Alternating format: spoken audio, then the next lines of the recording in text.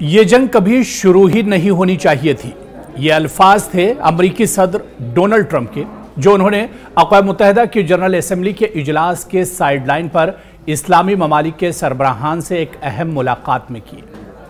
ये मुलाकात मामूली सिफारती मश्क नहीं थी, बल्कि गजा में जंगबंदी के लिए कोशिशों का अहम संग मेल थी।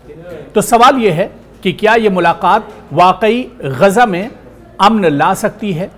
इस्लामी ममालिक का मौक़िफ़ आखिर क्या कुछ है और क्या अमेरिका अब अपना किरदार बदलने जा रहा है?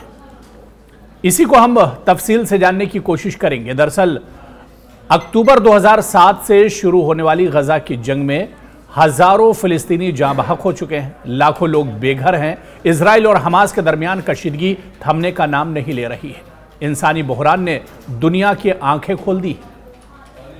इस्लामी ममालिक 12 इजराइल की कार्रवाइयों को जंगी जराइम करार दे चुके हैं, जबकि अमेरिका तवील अरसे से इजराइल का हामी रहा है। ऐसे में इस्लामी क़यादत और अमेरिका का एक मेज़ पर आना एक अहम सिफारती तब्दीली की निशानदही करता है।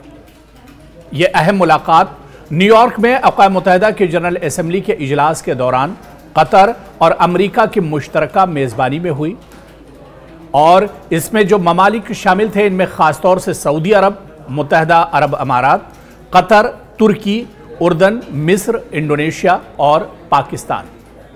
ये सब वो ममालिक हैं जिनके इलाक़ाई असर व रसूख और सिफारती चैलेंज अहम समझे जाते हैं, ख़ासतौर पर फ़िलिस्तीन के मामले पर।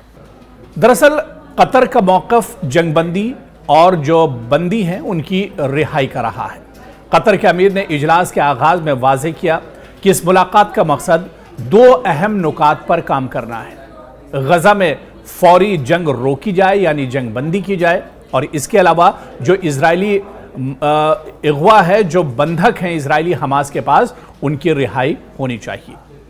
कतर जो हमास और मगरबी ममालिक के दरमियान राब्ते का जरिया बना हुआ है, इस अमल में मसालिहत कार का किरदार अदा कर रहा है। और इस मीटिंग के बाद ट्रंप का रद्द-ए-अमल सबसे अहम रहा, क्योंकि ये सबसे अहम मुलाकात मानी जा रही है जिसमें कई इस्लामी ममालिक और जो बड़े इस्लामी ममालिक हैं उनके सरबराहान और लीडरान शामिल थे। अमेरिकी सदर डोनाल्ड ट्रंप ने इस मुलाकात को अपनी जनरल असेंबली के दौरान होने वाली सबसे अहम मीटिंग करार दिया। डोनाल्ड ट्रंप के अल्फाज थे कि दुनिया में कोई और ग्रुप ऐसा नहीं जो इस मसले को हल कर सके सिवाय आपके, यानी इस्लामी ममालिक के। उन्होंने एतराफ़ किया कि यह जंग रोकी जा सकती थी और अब भी वक्त है कि इसे ख़त्म किया जाए। उन्होंने मुज़ाकरात के लिए इस्लामी ममालिक के किरदार की तारीफ़ भी की। तो अक़वाम मुत्तहिदा की तकरीर में ट्रंप का जो मौक़िफ़ था वो एक तरह से निकल कर सामने आया। जनरल असेंबली से खिताब करते हुए ट्रंप ने कहा कि हम गजा में जंगबंदी के लिए कोशा हैं, फ़रीक़ैन को मुज़ाकरात की मेज़ पर लाना चाहते हैं। कई ताकतवर ममालिक ने हाल ही में फ़िलिस्तीनी रियासत को तस्लीम किया है। ये खुश आइंद है। यरग़बालियों की रिहाई के लिए अमन के हामी ममालिक को एक ज़बान होना होगा। उन्होंने हमास की पॉलिसियों पर तनकीद की, लेकिन फ़िलिस्तीनी अवाम को अलग रखा, जो सिफारती तवाज़ुन का एक तरह से इशारा भी है। लेकिन सवाल ये उठता है कि यह मुलाकात अहम क्यों है, और ये ऐसा इस्लामी ममालिक का इज्तिमाई एक तरह से मौक़िफ़ है। इससे जाहिर होता है कि इस्लामी दुनिया अब अमली कदम उठाना चाहती है, सिर्फ बयानात नहीं बल्कि अब एक तरह से इस पर काम भी किया जा रहा है। दूसरा है कि अमेरिका की जो बदलती पॉलिसी है वो भी अब नज़र आ रही है। अब मुकम्मल इजराइल नवाजी से हटकर एक तवाज़ुन की कोशिश दिखाई दे रही है। और तीसरा ये कि मगरबी मीडिया और अक़वाम मुत्तहिदा की तवज्जो भी अब इसकी जानिब मबज़ूल हुई है। इस मुलाकात ने गजा के इंसानी बहरान को दोबारा आलमी एजेंडे पर लाकर खड़ा कर दिया है। सवाल यह उठता है कि आखिर इस मुलाकात के नताइज क्या कुछ हो सकते हैं? क्या जिस तरह से इस्लामी ममालिक के साथ डोनाल्ड ट्रंप ने मुलाकात की है, क्या अब गजा में जंगबंदी होगी? क्योंकि इजराइल अब मुकम्मल गजा पर कंट्रोल हासिल करने के लिए पेशकदमी कर चुका है और यहाँ पर हमले भी इजराइल की तरफ से तेज़ किए गए हैं। ऐसे में सवाल ये उठता है कि क्या डोनाल्ड ट्रंप की ये जो कार्रवाई है, डोनाल्ड ट्रंप की जो मुलाकात है इस्लामी ममालिक के, इसके समर आवर नताइज बरामद होंगे? दरअसल जंगबंदी के लिए ये एक बड़ा अमली मंसूबा माना जा रहा है। जो बंधक हैं उनकी रिहाई और इंसानी इमदाद के बदले जंगबंदी की बात कही जा रही है। इस्लामी ममालिक का ये एक नया इत्तेहाद है जिसके साथ डोनाल्ड ट्रंप ने मुलाकात की थी। शायद एक इस्लामी राब्ता ग्रुप बने जो मुज़ाकरात की निगरानी करे। इसके अलावा अमेरिका इजराइल पर दबाव डाल सकता है और अपने दोस्त को बचाने के लिए इसे रोकना भी आता है। हालांकि इस पर सवालात भी उठे और तनकीद भी हुई कि क्या अमेरिका वाकई गजा में इंसानी हमदर्दी के जज्बे से बात कर रहा है या ये महज सियासी मफादात का हिस्सा है।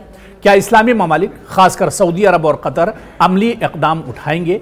क्या ये सब कुछ सिर्फ अल्फाज तक महदूद रहेगा या ज़मीन पर भी तब्दीली नजर आएगी? जाहिर सी बात है कि क्या ये उम्मीद की किरण है और इस गैर मामूली इजलास ने दुनिया को एक सिफारती उम्मीद ज़रूर दी है। अगर इस्लामी ममालिक मुत्तहिद रहें और अमेरिका वाकई संजीदगी से सालसी करे तो ये जंग जिसे शुरू नहीं होना चाहिए था शायद अब ख़त्म हो जाए।